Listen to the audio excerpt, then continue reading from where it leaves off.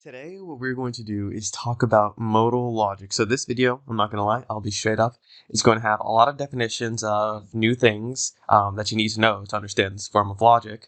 So we're going to go through some stuff. I'm going to throw some definitions at you. They're probably not going to make sense at first, but we're going to unravel them, put them together, see how they function together, and it's going to be pretty cool. So with that said, let's just start it. We have two new operators that we're going to deal with. So the first of which will be square A, where A is some statement variable. So what does square A mean?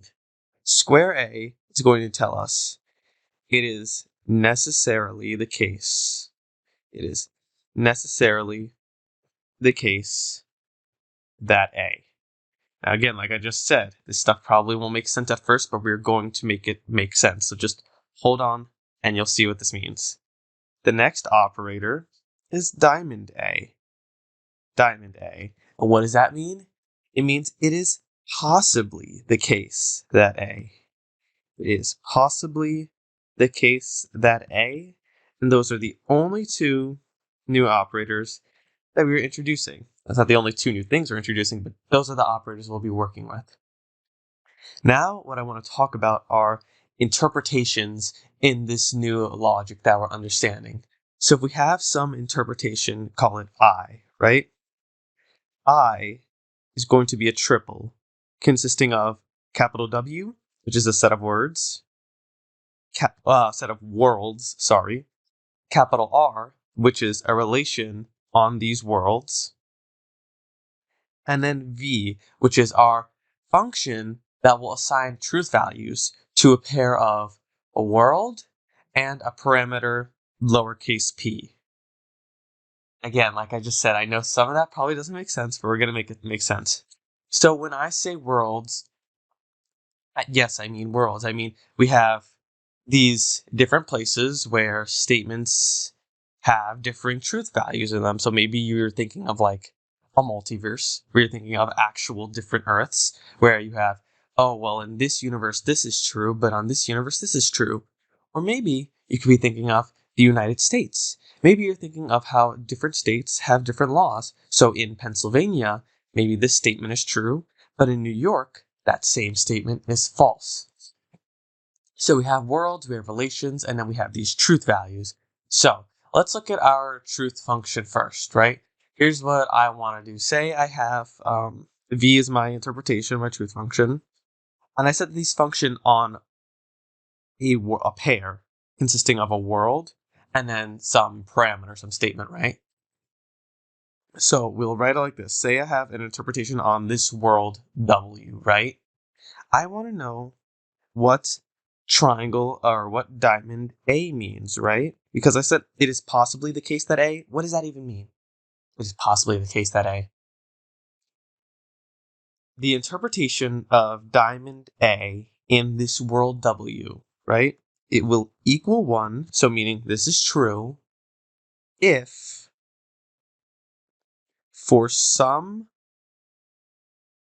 W prime in the set of worlds, so this is just saying for some other world that's not W, such that W relates to W1 or W prime. So this relation means that W can access W prime. That's what that means. So W prime is accessible from W. So the truth value of diamond A in world W is equal to 1 if for some other world that our world accesses, V of W prime of A is equal to 1 and 0 otherwise. So what this is telling us, right, is if we have some statement variable A, and then we have worlds W and then some others in our set, the truth value of diamond A in world W will be 1 if there exists some other world, call it W prime, such that W relates to W prime. So W accesses W prime. And further, the truth value of A in W prime is equal to 1. and then it will be 0 otherwise. So that'll be the case where W does not exist a world where that statement is true in that world. Now we're going to talk about the interpretation of square A. So we have the interpretation in world W of square A. Square A. This is equal to 1 if for all W prime in the set of worlds such that W relates to W prime, so W acts as W prime, the interpretation of A in W prime is equal to 1 and 0 otherwise. So what this is telling us, right, is that statement square A is equal to 1, so it's true, in world W if in every world that W accesses, A is true, and then 0 otherwise. So, hopefully, those kind of make sense to you. If they don't, it's okay because we're going to draw like a diagram that I think is going to make this all make a lot of sense. One thing I want to note is what if W does not access any worlds? Because that can be a case. Maybe W doesn't relate to anything. Well, if W doesn't relate to anything, then diamond A in W will be equal to 0. Why is that? It's because there does not exist a world that W accesses where A is true because W doesn't access anything. Now, on the other hand, if W doesn't access any other worlds, square A will be equal to 1. Square A will be equal to true. It will be true vacuously, right? Because this definition is telling us that if for all worlds that it accesses, A is true in those worlds. But since W doesn't access any worlds, this statement is vacuously true. So square A will be equal to 1. Just wanted to note that. So now let's actually look at an interpretation. I'm going to write out a set of worlds, their relations, some truth functions on parameters in worlds, and then we're going to draw out a diagram that's hopefully going to connect all this and make it make more sense. I think seeing it visually will be very good for us. So, with that said, let's let the set of worlds W be W1, W2, and W3. Right? So those are the worlds we'll be dealing with. Now let's write out our relations. We're going to say that W1 will relate to W2. So W1 will access W2. We will have, what do we want? We want W1 to relate to W3. And then finally, we'll have W3 relate to itself. Okay, so there we go. Now all we need are our functions, our interpretations. So, and we're going to have parameters P and Q. So, the interpretation in world 1 of P will be 0. The interpretation in world 1 of Q will be 0. And we have to do this for each world. The interpretation in world 2 of P will be 1. I'm going to keep messing up these letters. The interpretation of world 2 of Q will be equal to 1. The interpretation in world 3 of P will be equal to 1. And finally, the interpretation in world 3 of Q will be equal to 0. Now, like I said, we're going to draw a diagram to represent these relations, these worlds, and all these truth values. So how do we do that? We have to start first by drawing out our worlds, right? So what I'm going to do is just write them in a line. World 1, World 2, and World 3. Now we need to do our relations. So you draw these relations with a directed arrow. So since World 1 accesses World 2, we draw an arrow from World 1 pointing to World 2. Just like that. World 1 accesses World 3, so let's just draw an arrow arching over to World 3. And then finally, World 3 relates to itself, so I'm just going to draw an arrow pointing straight back at World 3. So there we go. We've done our worlds, and we've done our relations, showing accessibility. Now what we do is draw out our parameters and their truth value in these worlds. So we've said that P is equal to 0 in World 1. So that must mean that not P is in World 1, right? This doesn't change from the stuff that we've been doing in the past. So not P is in world 1. Likewise, not Q is in world 1. In world 2, the interpretation of P and Q are both 1, so we have P and Q in world 2. And finally, in world 3, the interpretation of P is 1, so we have P, and the interpretation of Q is 0, so we have not Q.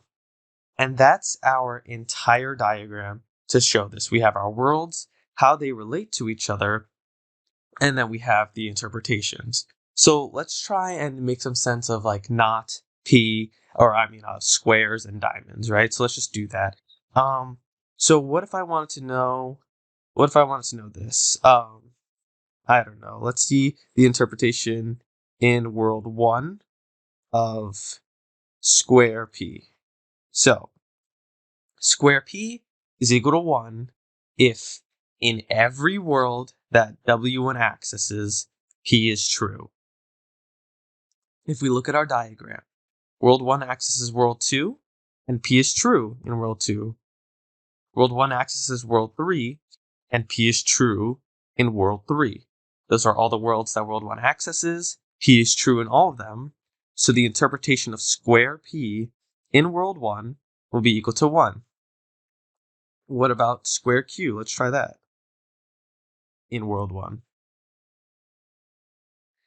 Again, for that to be true, Q has to be true in every world that world 1 accesses. If we look at world 2, Q is true.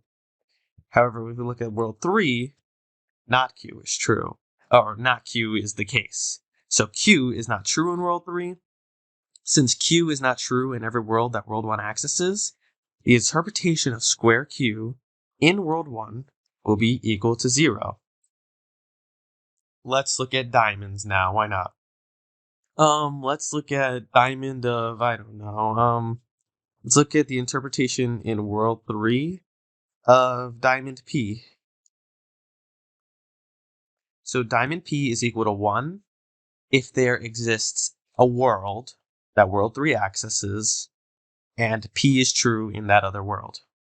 Now, the only world that world 3 accesses is itself, world 3, and P is true in world 3.